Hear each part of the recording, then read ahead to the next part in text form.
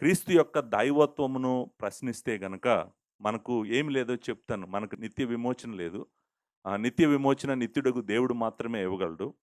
మనకు నిత్య జీవము గూడా లేదు. నిత్య జీవము ఇవ్వగలిగినటువంటి నిత్యుడైనటువంటి దేవుడు మాత్రమే ఇవ్వగలడు.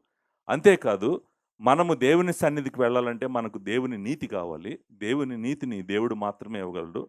సృజించబడినటువంటి ఇంకొక వ్యక్తి ఎవరు ఇవ్వలేరు. అంతేకాదు, దేవుడిని ప్రత్యక్షపరచాలంటే దేవుడు మాత్రమే ప్రత్యక్షపరచగలడు.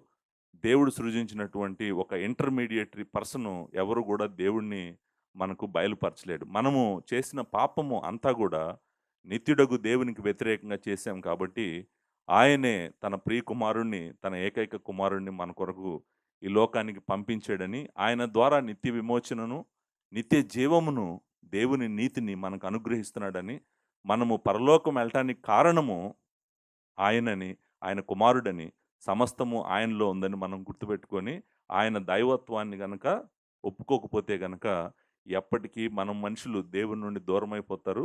దేవుని శిక్షలో, తీర్పులో నిలబడతారు. నరకానికి వెళ్ళిపోతారు. క్రీస్తు యొక్క దైవత్వము అంత ప్రాముఖ్యమైనటువంటిది.